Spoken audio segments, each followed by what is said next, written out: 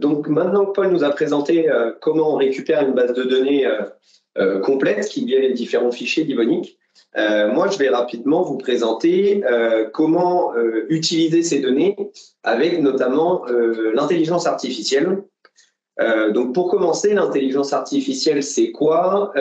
Donc j'ai mis une définition un peu pompeuse, je suis allé reprendre celle du Parlement européen, qui considère que ce qui constitue une intelligence artificielle, c'est tout outil utilisé par une machine qui reproduit des comportements liés aux humains, tels que le raisonnement, la planification, la créativité. L'IA, on en parle beaucoup en ce moment, notamment avec ChatGPT, qui est à la mode, mais l'IA, ça existe depuis longtemps, ça ne se résume pas à ça. C'est pas une technologie, c'est un domaine scientifique, l'IA. Il y a plein d'exemples d'applications, donc les moteurs de recherche, les systèmes de recommandation, la compréhension du langage. Donc, par exemple, on utilise Teams. Teams peut mettre des sous-titres en automatique, ça c'est de l'intelligence artificielle. Les voitures autonomes, les robots conversationnels dont fait partie ChatGPT, les outils de génération d'images, etc. L'IA, c'est des capacités spécifiques, puissantes, souvent plus puissantes qu'un humain, mais qui s'arrêtent à la fin d'une tâche donnée. Donc, c'est là où ça diffère de l'humain. Et nous, ce qu'on va voir, c'est que l'IA, dans notre cas de figure, sur les traitements des données d'élevage et plus spécifiquement du porc, on va utiliser un sous-domaine de l'intelligence artificielle, on va utiliser l'apprentissage automatique, ou machine learning, ou une sous-partie de cet apprentissage automatique, le deep learning. Donc en fait, on va voir comment on peut utiliser ça au quotidien dans des exemples concrets d'élevage. Donc l'apprentissage automatique, on l'utilise quand nos volumes de données grossissent, pour chercher des liens variés, des liens qui ne sont pas forcément évidents au départ, des liens qu'on ne détecte pas. Par exemple, de la croissance des animaux en fonction de l'aliment ingéré. Le lien, il est un peu évident, donc ce n'est pas la peine de faire de l'apprentissage automatique. Les statistiques classiques vont suffire. Par contre, si on a une base de données, on ne sait pas trop quoi en extraire, une base de données importante, pour reprendre l'exemple de Charlotte, là, dans le projet SoMove, on va utiliser l'intelligence artificielle parce qu'on a une base de données qui est énorme, on a des données d'alimentation, des données d'abreuvement, des données d'ambiance, donc ça va être la température de la salle, de certains niveaux de gaz que Paul nous a présenté juste avant, l'activité des animaux, les visites au Vera, des notations de santé, on va avoir différentes informations qui reviennent du traitement d'images. Et donc là, les liens ne seront pas forcément évidents. Et du coup, on va essayer d'utiliser le machine learning, donc l'apprentissage automatique. Et donc après l'apprentissage automatique, nous, ce qui nous intéresse, c'est deux grandes catégories. La régression, donc on essaye de prédire des valeurs. Ça peut être, par exemple, prédire l'épaisseur de lard de la truie en fin de gestation à partir de son niveau d'activité et son aliment ingéré. Donc ça va être une valeur. Ou la classification. Là, ça peut être la truie présente une boiterie ou ne présente pas de boiterie. Donc, on peut avoir deux catégories. Ça, c'est les deux grands sujets qui peuvent nous concerner. La mise en place de l'apprentissage automatique, ça se passe comment? On a d'abord une base de données complète et nettoyée, étiquetée ou non. On va voir que l'étiquetage a une importance. Mais une base de données complète et nettoyée, qu'est-ce que c'est exactement? Par exemple, je vais vous présenter, là j'ai une base de données, là, à première vue, elle a l'air pas mal. Alors, en fait, quand je me penche concrètement sur cette base de données, en fait, j'ai un problème de date, parce que là, j'ai trié mes dates, et en fait, je me rends compte qu'elles ne sont pas dans l'ordre attendu. J'ai le 3 juin qui, visiblement, est avant le 30 mai. Ce qui se passe, c'est qu'elles sont triées au format américain. Ça, c'est un problème qu'on rencontre concrètement. Donc, en fait, avant de mettre le nez dans mes données et de dire « Ah, essaye de me trier mes données », ça, je ne l'ai pas forcément vu. Donc, il faut que je retransforme mon format date. Ensuite, je me rends compte que ma consommation d'aliments de la truia, il est un peu élevé pour le 30 mai. Ça, des valeurs 999, c'est des valeurs qui reviennent souvent dans les automates. Donc, en fait, c'est qu'il y a eu un souci ce jour-là pour cette truie-là. Il a mal enregistré. Donc, je vais supprimer cette valeur. Mais grosso modo, quand je lui demande d'analyser, il me sort un truc bizarre. Il me dit « je comprends pas bien, c'est pas des chiffres ». Parce qu'en fait, dans une des colonnes, j'ai des points, dans l'autre, j'ai des virgules. Donc, je mets des virgules partout. Et du coup, mes données étiquetées, c'est quoi? C'est que là, j'ai déjà la réponse à ce que je cherche. C'est-à-dire que là, si mon objectif, c'est de détecter les truies qui ont une boîte, j'ai des données étiquetées, donc j'ai une observation, là en l'occurrence manuelle, qui dit oui, elle boite, non, elle boite pas tel jour. Et donc, qu'est-ce qui se passe? J'ai des données qu'on appelle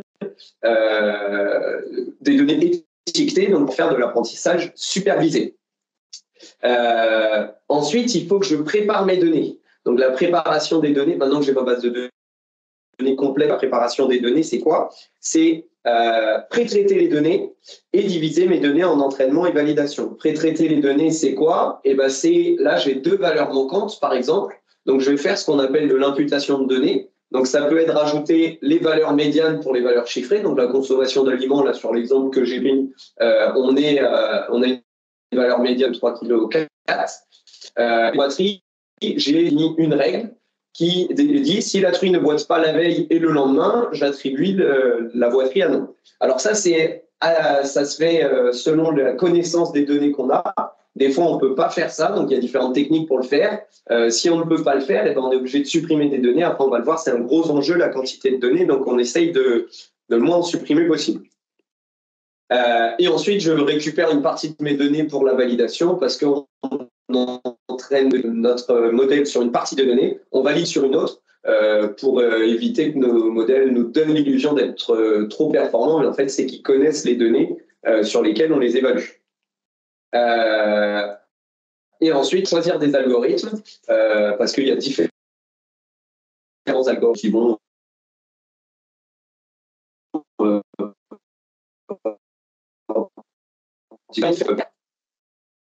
donc, là, je vais vous présenter deux cas concrets sur lesquels on a déjà mis en place de l'apprentissage automatique. C'était sur la détection des pathologies qu'on voulait précoces en post-sevrage. Donc, on a testé deux méthodes, de neurones et il y avait des observations d'animaux qui les catégorisaient en malades ou sains. Au départ, on avait des sous-catégories avec des niveaux de maladie. Après, on a recentré sur juste malade ou juste sain. Il y a eu un pré-traitement des données où on les a centrées réduites. On a réparti nos jeux de données en base de données d'entraînement, en base de données de test. Et vu que nos données étaient classées entre malades et sains, on est sur un apprentissage supervisé. Ça passe pas. Si tu peux passer, Ivo. Super. Et donc, on se retrouve avec une matrice de confusion qui nous donne les valeurs prédites et les valeurs réelles. Donc, qu'est-ce que c'est? C'est le taux de réussite de notre algorithme. Quand j'ai, dans la case où c'est indiqué 114, la vraie valeur, la valeur observée, c'est sain, et la valeur prédite, c'est sain. Donc ça, c'est les bons résultats. Pareil avec le croisement malade-malade. Par contre, la case 78, mon algorithme me prédisait qu'ils étaient sains, alors qu'en réalité, ils étaient malades. Donc la conclusion de cet essai-là, c'est que le niveau de précision est trop faible, il y a trop de fausses alertes, ça n'a pas marché, donc on continue à travailler dessus. La principale conclusion, la principale explication, c'est que il y a trop de variabilité dans le comportement des porcelets, donc les algorithmes ne sont pas capables de prédire en fait l'apparition de maladies, parce que même quand ils sont sains, les données sont trop erratiques.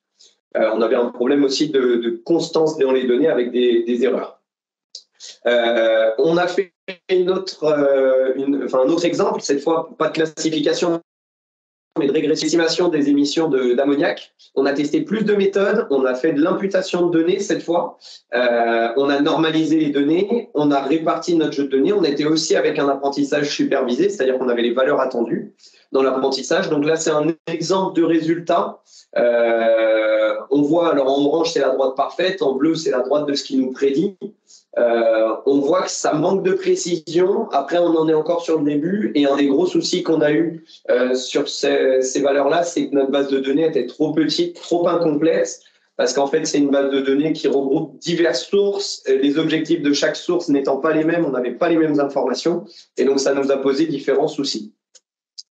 Pour conclure rapidement sur l'apprentissage automatique avec nos données d'élevage, il y a des intérêts, c'est traiter des volumes de données importants, c'est créer des nouveaux liens qui ne sont pas forcément évidents, et c'est que l'apprentissage se fait tout seul. Par contre, pour arriver à cet apprentissage tout seul, il y a des difficultés. Il nous faut une base de données propre, il nous faut des données complètes, il faut être capable de comprendre les résultats.